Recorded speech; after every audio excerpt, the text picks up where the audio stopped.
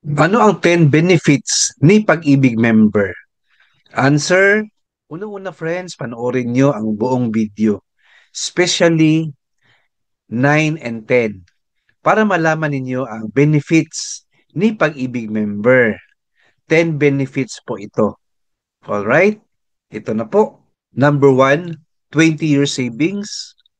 Yes friends, kasi po as employee, mandated tayo na may Pag-ibig contribution.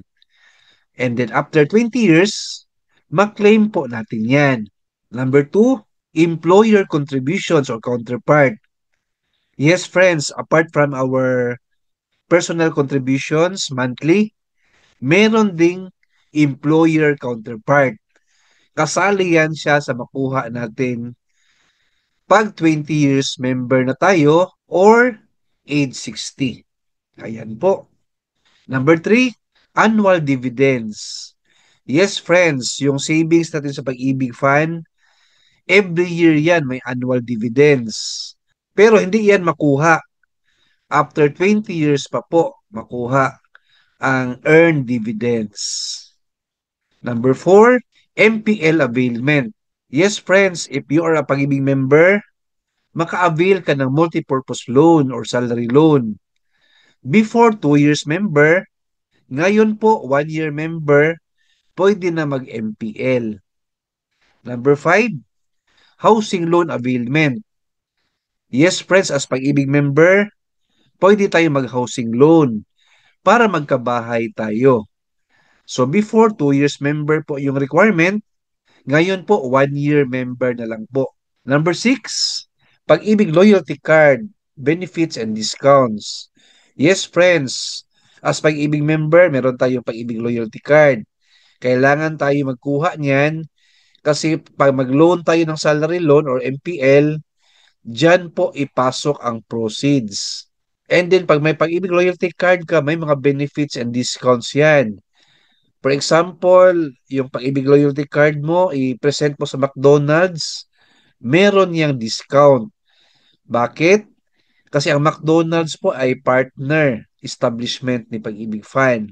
Meron ding mga butika, mga bus company, mga schools, restaurants, and the like na mga business partner or business establishment partner ni Pag-ibig Fund na pwede gamitin ang Pag-ibig Loyalty Card at may discount po. Ayan po. Number 7, housing insurance or MRI. Yes, friends, pag may housing loan tayo, meron tayong insurance. For example, if mamatay si Pag-ibig member, tapos may housing loan siya, no worries po kasi may housing insurance, fully paid po yung bahay. So ang immediate family member ni Pag-ibig member na namatay, like yung spouse, legal spouse, ay makuha niya yung title. Kasi po, fully paid po ang housing loan. Number 8, chance to invest in Pag-ibig MP2. Yes, friends, pag Pag-ibig member tayo, may Pag-ibig 1 tayo. Pwede kayo mag-invest in Pag-ibig MP2, which is voluntary po ito and ang minimum amount is 500 and hindi necessary na monthly maghulog. Pwede every other month, every year, or once a year, depende po sa inyo. Pwede rin 500, 1,000, 2,000, 100,000, 1 million or more. Ayan po. Number 9, death benefits for wife and all children. Yes, friends, pag mamatay po si Pag-ibig member, lahat ng savings and dividends ni Pag-ibig member na namatay ay mabigay po sa asawa at lahat ng mga children o anak na more than 18 years old. Ayan po. Total savings sa Pag-ibig member, hindi natin alam kung magkano, depende po yan sa contribution at depende po sa Pag-ibig member na record. Basta po, 50% dyan is sa wife and yung maiwan na 50%, hatian din sa lahat ng mga anak. And number 10, chance to win in Pag-ibig raffle prizes.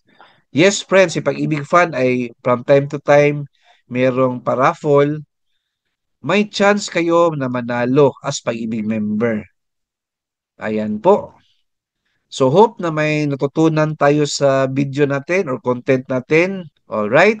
Please like, share this video, and subscribe my YouTube channel. Thank you, God bless, and two thumbs up.